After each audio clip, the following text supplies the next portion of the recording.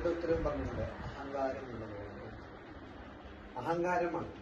എന്താണോ ശാശ്വതമല്ലാത്തത് അതിനെ ശാശ്വതമായി കാണുന്നു. ഇപ്പോ പറഞ്ഞാൽ ഇവിടെ ചുറ്റിലും ഒരുപാട് പക്ഷികളുണ്ട്.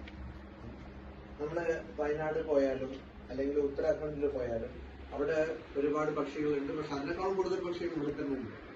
ആൾക്കാർ എവിടെ പോയി അവിടുത്തെ ആൾക്കാരെടുത്ത് ഈ പക്ഷിന്റെ പേര് എന്താന്ന് പറയുന്നത് കിളി പക്ഷി എന്ന് പറയും. ആൾക്കാരുടെ പേരെന്ന് പറയുന്നത് അങ്ങനെ പേര് അറിയാനൊന്നും അവർ ശ്രമിച്ചിട്ടില്ല.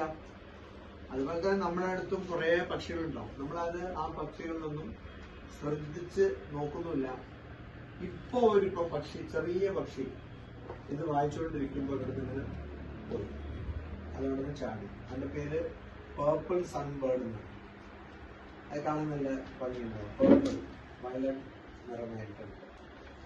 അപ്പോ അങ്ങനെ ഒരുപാട് പക്ഷികളുണ്ട്. നമ്മൾ ശ്രദ്ധിക്കാത്തത് കൊണ്ട് നമുക്ക് മനസ്സിലാവില്ല.